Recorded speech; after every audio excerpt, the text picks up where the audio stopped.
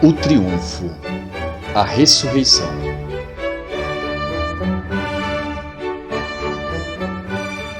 No próprio momento em que Jesus exalou o último suspiro, uma revolução súbita transtornou toda a natureza. O último brado do Deus moribundo ecoou até aos abismos. A terra pôs-se a tremer como se a mão do Criador cessasse de a manter em equilíbrio. E as rochas partiram-se em consequência daquelas espantosas comoções. Até a rocha do Calvário, sobre a qual se levantava a cruz do Salvador, se fendeu violentamente até ao profundo. No vale de Josafá, abriram-se os sepulcros e muitos mortos ressuscitaram e apareceram, envoltos em seus longos sudários pelas ruas de Jerusalém, espalhando por toda parte o espanto e a consternação. Era Deus que forçava a todos, vivos e mortos, a proclamarem a divindade do seu Filho. No templo, era o terror ainda maior.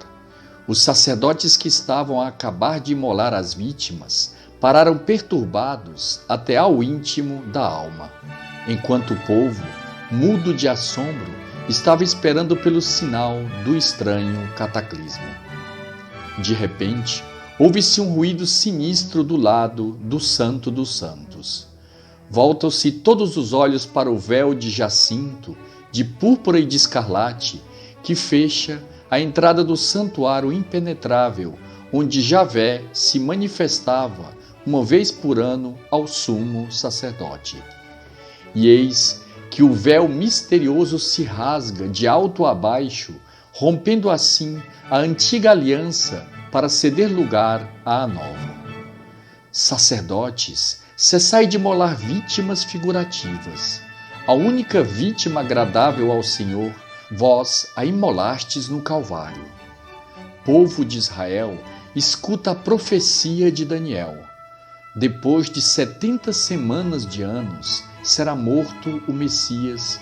O povo que o há de renegar já não será para o futuro o seu povo. A oblação e o sacrifício hão de cessar, e a abominação da desolação morará no templo, e a desolação perdurará até ao fim. Sacerdotes e doutores, as 70 semanas passaram. Junto ao véu roto do santuário, confessai que crucificastes o Messias, o Filho de Deus. Em meio destas cenas de desolação, um silêncio lúgubre reinava no Calvário. Silêncio entrecortado de tempos a tempos pelos gritos lancinantes que davam os dois ladrões. Depois da morte de Jesus, tinham-se afastado um pouco as santas mulheres com Maria e o apóstolo João.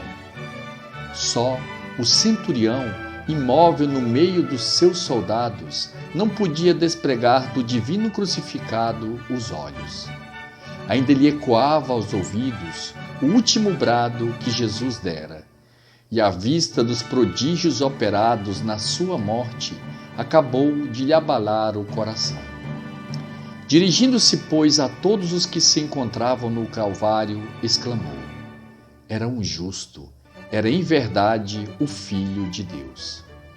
E todas as testemunhas daquele drama sublime, impressionadas até ao íntimo da alma, voltaram para suas casas, batendo no peito e dizendo como aquele romano: sim, era verdadeiramente o Filho de Deus. O mesmo brado se ouviu lá nas profundezas do inferno, quando Jesus deu o último suspiro, compreendeu Satanás o seu erro. Tinha amotinado a sinagoga contra o justo, e aquele justo era o Filho de Deus. Quisera o demônio, com raiva insensata, aquela morte que dava a vida ao gênero humano, e trabalhara sem o saber para remir aqueles filhos de Adão que considerava como seus perpétuos escravos. Era o Filho de Deus, gritava ele desesperado, e eu servi-o nos seus desígnios. E naquele próprio momento, pôde Satanás ver a alma de Jesus separada do seu corpo, quando descia ao misterioso limbo onde desde longos séculos a estavam esperando os filhos de Deus. Ali se encontravam os patriarcas e profetas, Adão, Noé, Abraão, Moisés, Davi e todos os justos que tinham desejado a vinda do Salvador e nele tinham posto a sua esperança. Ao entrar naquele templo dos santos, foi Jesus acolhido com um brado tal que ecoou naquele momento ao pé da cruz e nos infernos. É Ele, é o Filho de Deus, é o Redentor que nos vem anunciar a nossa próxima libertação. Neste meio tempo, alguns soldados enviados por Pilatos subiam silenciosos pelo Monte Calvário. Os romanos desamparavam as aves de rapina, os cadáveres dos supliciados, mas a lei dos judeus proibia que se deixassem suspensos no patíbulo depois do sol posto. Como ia começar o sábado, mais urgente ainda se tornava o guardar as prescrições legais. Os príncipes dos sacerdotes pediram, pois, a Pilatos mandasse acabar com os 3 supliciados e depor-lhes a seguir os corpos. Para esta última execução é que soldados armados de enormes massas subiam ao Gólgota. Aproximaram-se de um dos ladrões e partiram-lhe as pernas e o peito. A mesma sorte coube ao segundo ladrão. Chegando, porém, a Jesus, para logo notaram, na palidez do seu rosto, inclinação da cabeça e rigidez dos membros, que há algumas horas deixara de viver.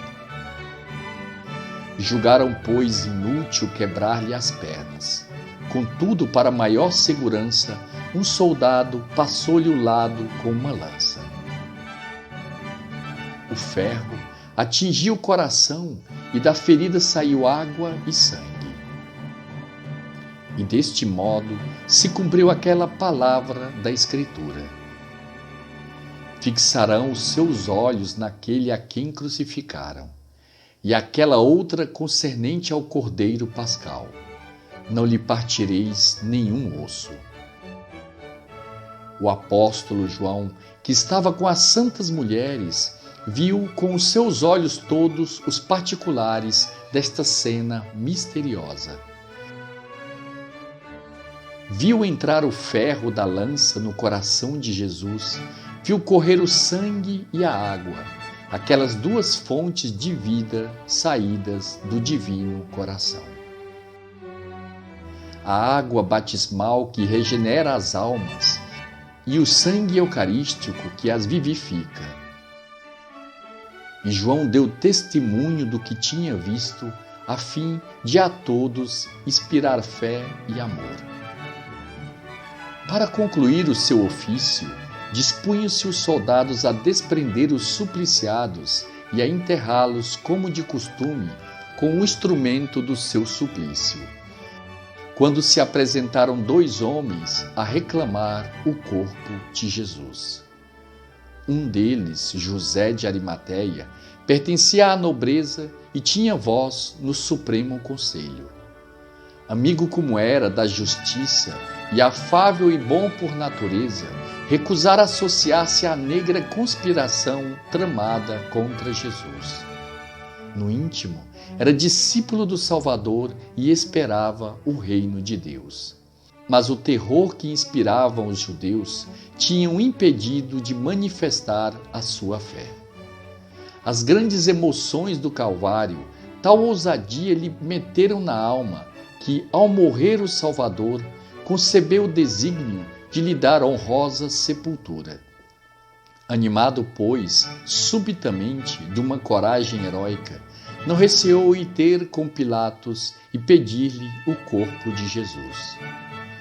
Muito tinha o governador romano por que penitenciar-se a respeito do crucificado e dos seus amigos.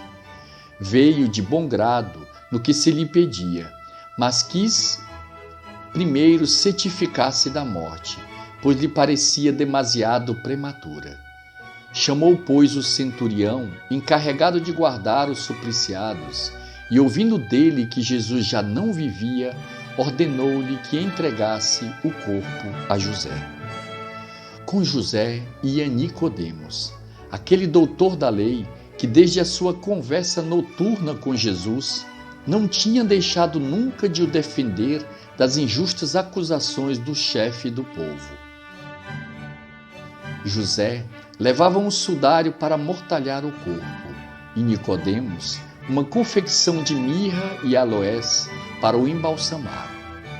Com o auxílio de João e de mais alguns discípulos, despregaram da cruz o corpo do Salvador. E depois, carregando com um precioso depósito, foram colocá-lo sobre uma fraga a alguns passos da cruz. E ali, afinal, foi que as santas mulheres puderam contemplar o rosto inanimado do Mestre, a quem tinham seguido com tanta dedicação. Ali pôde a mãe de Jesus banhar-lhe com suas lágrimas as sagradas chagas e cobri-las de beijos. Mas foi preciso bem depressa concluir com aquelas demonstrações de dor e ternura, pois o sol estava no ocaso e ia começar o sábado. José estendeu sobre a pedra o sudário que devia servir de mortalha. Colocaram o corpo sobre aquele lençol, cobriram-no de perfumes, conforme o costume dos judeus, e, por fim, cobriram com as extremidades do lençol fúnebre os membros e a cabeça do seu muito amado mestre. Perto do lugar onde Jesus foi crucificado, num jardim pertencente a José de Arimateia, havia um sepulcro aberto na rocha, o qual ainda não servira. Deu-se José por feliz com poder consagrá-lo à sepultura do Salvador. Aquele jazigo funerário compunham-se duas celazinhas abertas na rocha e que comunicavam entre si. No nicho feito na segunda destas celazinhas é que foi posto o corpo do Salvador, coisa que muito bem notaram Maria Madalena e as santas mulheres, porque tinham formado o desígnio de voltar ao sepulcro, passado que fosse o sábado, para proceder com menos precipitação ao embalsamento de Jesus. Tendo assim prestado os últimos serviços a seu bom mestre, saíram os discípulos do monumento e rolaram-lhe para a entrada uma pedra enorme com o fim de lhe impedir o acesso. Depois, com o coração triste, com os olhos arrasados de lágrimas e oprimidos com o peso da dor, entraram na cidade. Maria e as santas mulheres houveram também de resignar-se a deixar o Calvário. Foram encerrar-se no cenáculo para lá passar o dia do sábado. Tudo parecia concluído. O profeta de Nazaré morrera na cruz, como um vil escravo.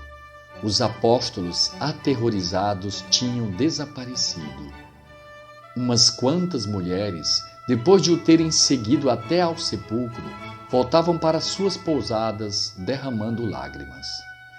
Disse-ia que os príncipes dos sacerdotes e os fariseus triunfavam incontestavelmente. E, contudo, coisa estranha, pareciam temer ainda aquele personagem prodigioso que tantas vezes os tinha espantado com o seu poder.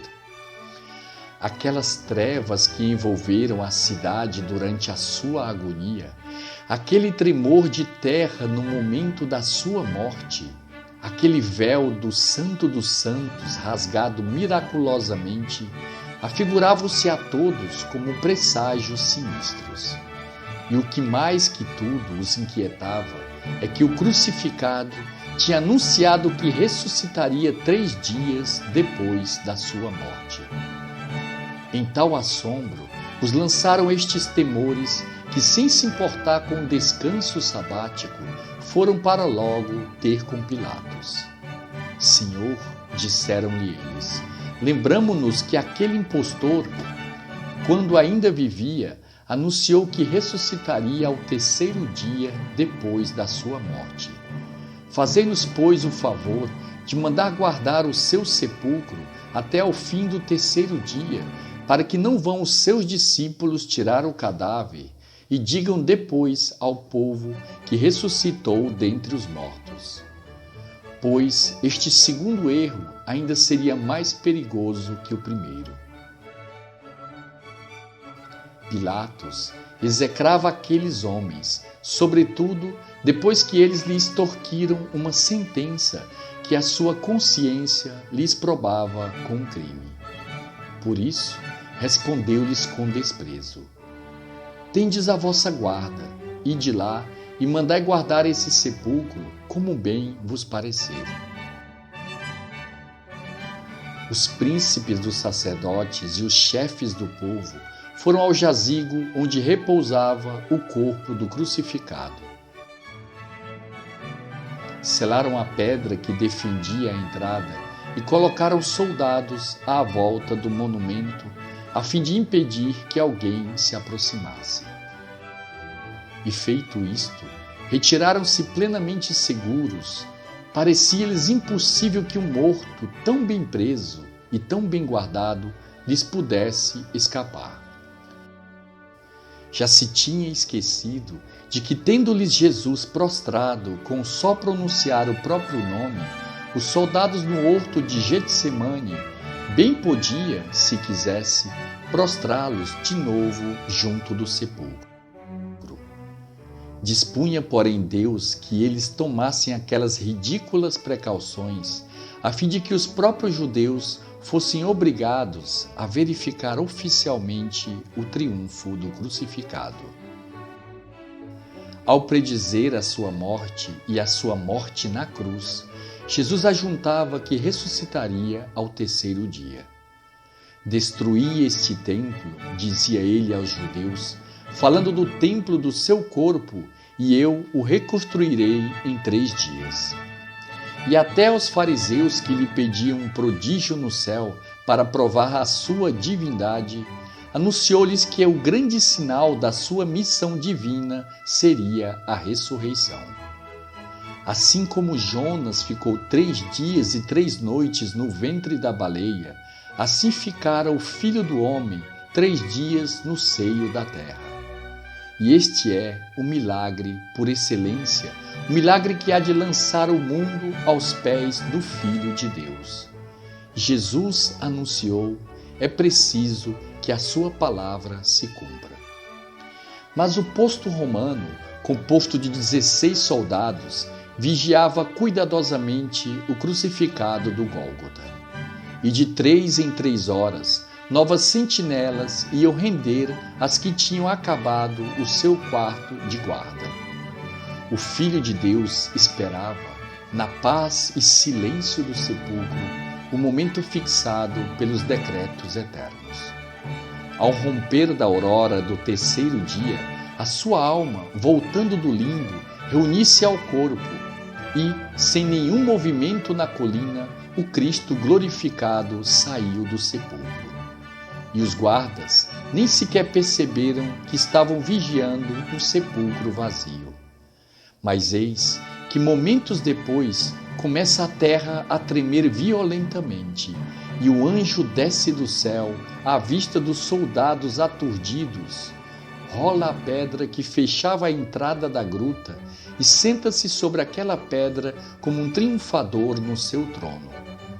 O seu rosto brilha como um relâmpago, o seu vestido alveja como a neve, os olhos despedem chamas e fixam os guardas que para ali caem com o rosto no pó, quase mortos de pasmo. Era o anjo da ressurreição que descia do céu para anunciar a todos que Jesus, o grande rei, o vencedor da morte e do inferno, acabava de sair do sepulcro. Passado aquele primeiro momento de assombro, os guardas, fora de si, fugiram para a cidade e foram contar aos príncipes dos sacerdotes os fatos prodigiosos de que tinham sido testemunhas. Eles, os sacerdotes, espavoridos e desconcertados, conferenciaram para logo entre si acerca do modo que poderiam ter de ocultar a verdade ao povo e pô-lo de antemão de pé atrás contra as manifestações que por sem dúvida se iam dar. E, mandando imediatamente convocar os anciãos, não deram como melhor ardil para sair airosos do caso de que subornar os soldados a peso de dinheiro. Prometeram-lhe, pois, a cada qual uma soma avultada, se estivessem dispostos a explicar ao povo que, enquanto eles dormiam, tinham vindo os discípulos de Jesus e levado o corpo do seu mestre. E como objetassem os soldados que, se Pilatos ouvisse falar do furto do cadáver, teriam eles de lhe dar contas de como procederam, respondeu-lhes o conselho que ele se encarregava de os desculpar perante o governador. Deste modo, livres de perigo, deitaram-se os soldados ao dinheiro que lhes metiam nas mãos e propalaram entre os judeus a fábula ridícula do suposto roubo. Mas, como isto nada mais conseguiam que desonrar-se a si, mas aos cúmplices, pois era bem mais fácil dar-lhes esta resposta: se estáveis a dormir, como dizeis, não vistes nem ouvistes nada durante o sono? Que os discípulos levaram o cadáver que estáveis guardando? Melhor do que estas mentiras ineptas, não podiam os judeus provar a verdade da ressurreição. Isto é, o brilhante triunfo do rei a quem tinha negado e crucificado. Mas pouco lhe aproveita ao sinédrio o triunfo que Jesus alcança hoje sobre o inimigo, que ninguém jamais venceu nem vencerá, deixa na sombra todos os triunfos. Por este sinal, há de reconhecer o universo a seu Deus e Salvador. Este dia, dia da ressurreição, há de ter um nome particular. Chamar-se-á o domingo, o dia do Senhor, o dia do eterno aleluia, porque nesse dia a vida e a morte combateram num assombroso duelo, e o Senhor da vida prostrou a morte. O Senhor ressuscitou verdadeiramente, aleluia.